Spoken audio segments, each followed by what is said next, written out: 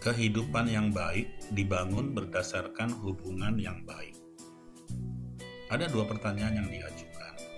Pertama, apa yang akan membuat Anda tetap sehat dan bahagia saat menjalani kehidupan ini?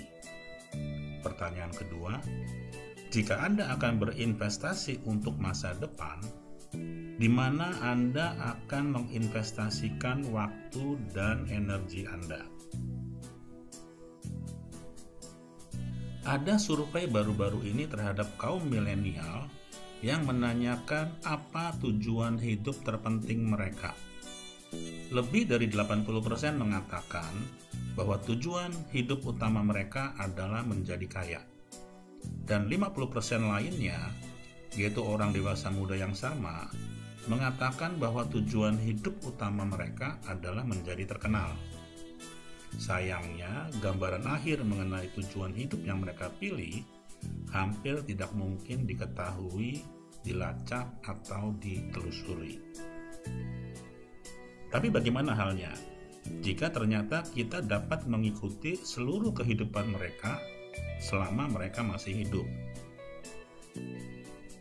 Bagaimana jika kita dapat mempelajari atau mengamati orang-orang dari masa remaja hingga usia tua untuk melihat apa yang benar-benar membuat mereka bahagia dan sehat?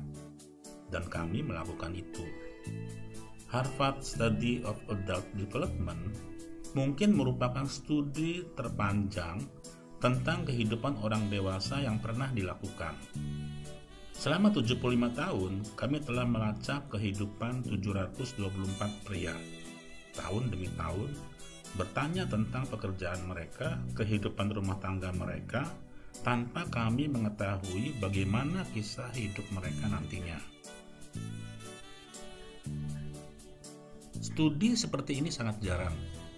Hampir semua proyek semacam ini berantakan dalam satu dekade, karena banyak orang keluar dari proyek, dana untuk penelitian mengering, atau para peneliti terganggu, atau mereka wafat, dan tidak ada yang menggerakkan bola lebih jauh ke lapangan. Namun berkat kombinasi keberuntungan dan kegigihan beberapa generasi peneliti, penelitian ini berhasil bertahan. Sekitar 60 dari 724 pria masih hidup, masih berpartisipasi dalam penelitian ini, sebagian besar berusia 90-an. Dan saya, maksudnya Robert Waldinger, adalah direktur keempat penelitian ini.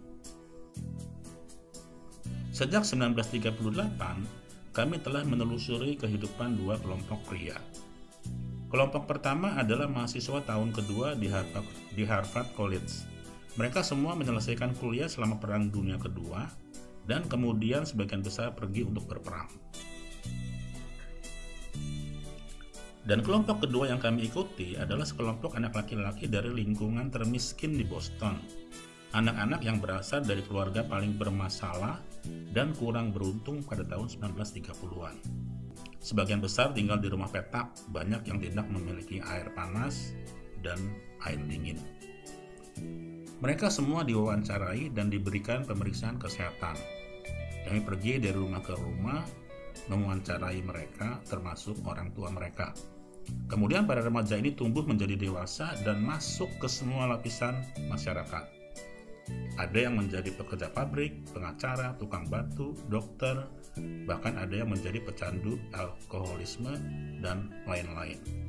Ada yang menaiki tangga sosial dari bawah sampai ke puncak, ataupun terjadi yang sebaliknya.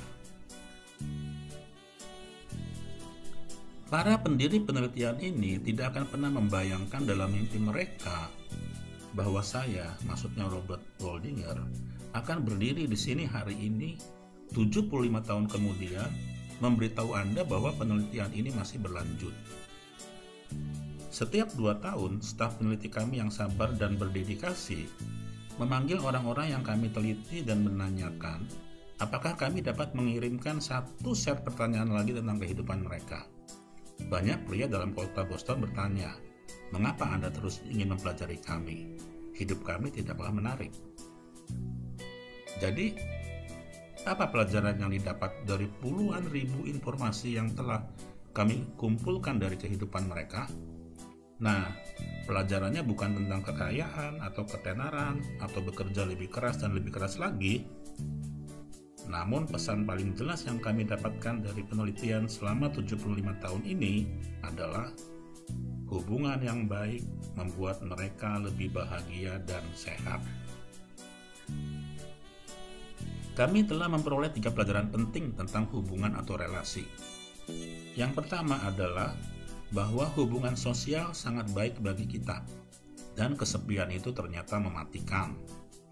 Orang yang terhubung secara sosial dengan keluarga, teman, komunitas, mereka lebih bahagia, lebih sehat secara fisik, dan hidup lebih lama daripada orang yang kurang terhubung dengan baik. Dan pengalaman kesepian itu ternyata beracun. Orang yang terisolasi menemukan diri mereka kurang bahagia. Kesehatan mereka menurun lebih awal di usia parubaya, fungsi otak mereka menurun lebih cepat, dan hidup mereka lebih pendek daripada orang yang tidak kesepian. Pelajaran besar kedua yang kami pelajari adalah bukan hanya jumlah teman yang Anda miliki dan bukan apakah Anda memiliki hubungan yang berkomitmen, akan tetapi kualitas hubungan dekat Anda lah yang penting. Ternyata hidup di tengah konflik sangat buruk bagi kesehatan kita.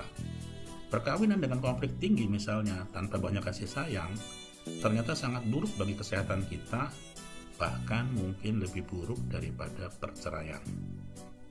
Hidup dalam hubungan yang baik dan hangat itu bersifat melindungi. Dan pelajaran besar ketiga adalah bahwa hubungan atau relasi yang baik tidak hanya melindungi tubuh kita, tetapi juga melindungi otak kita. Ternyata berada dalam hubungan atau relasi yang terikat aman dengan orang lain di usia 80-an membuat ingatan orang-orang itu tetap tajam. Dan hubungan atau relasi yang baik itu tidak harus mulus sepanjang waktu. Beberapa pasangan berusia 80 tahun dapat bertengkar satu sama lain hari demi hari. Tapi selama mereka merasa mereka benar-benar dapat mengandalkan satu sama lain ketika mereka dalam kesulitan, pertengkaran itu tidak sampai merusak ingatan ataupun relasi mereka. Jadi kesimpulannya, hubungan yang baik dan dekat itu sangat baik untuk kesehatan dan kesejahteraan. Mengapa ini begitu sulit untuk didapatkan dan begitu mudah untuk diabaikan? Ya, namanya juga kita manusia. Kita menyukai perbaikan yang cepat, instan, sesuatu yang bisa membuat hidup kita lebih baik dan mempertahankannya seperti itu. Hubungan atau relasi itu rumit, perlu upaya untuk memeliharanya dan itu tidak mudah serta berlangsung terus-menerus. Orang-orang dalam penelitian kami selama 75 tahun yang paling bahagia saat pensiun adalah orang-orang yang aktif mengubah teman sekerja mereka menjadi teman bermain yang baru. Sama seperti kaum milenial dalam survei baru-baru ini, mereka sebagai orang dewasa muda benar-benar percaya bahwa ketenaran dan kekayaan serta pencapaian tinggi adalah apa yang mereka butuhkan untuk memiliki kehidupan yang baik. Namun berulang kali, selama 75 tahun ini, penelitian kami telah menunjukkan bahwa orang yang bernasib terbaik adalah orang yang memiliki hubungan atau relasi baik dengan keluarga, dengan teman, dan dengan komunitasnya. Jadi bagaimana dengan Anda? Katakanlah Anda berusia 20, 25, 40, atau 60 tahun. Seperti apa kecenderungan hubungan atau relasi Anda? Ya kemungkinannya praktis tidak terbatas sih. Bisa sesuatu yang sederhana seperti menghidupkan kembali hubungan yang sudah hambar dengan melakukan sesuatu yang baru secara bersama. Berjalan-jalan atau kencan malam, ya tentu bersama dengan istri sendiri, atau menjangkau anggota keluarga yang sudah bertahun-tahun tidak Anda ajak bicara. Karena perseteruan keluarga sangat merugikan bagi orang-orang yang menyimpan kepahitan. Saya ingin menutup dengan kutipan dari Mark Twain. Lebih dari seabad yang lalu dia menulis seperti ini. Jangan buang waktu. Hidup begitu singkat untuk pertengkaran, permintaan maaf, sakit hati, dan saling tuntut-menuntut. Gunakanlah waktu untuk mengasihi.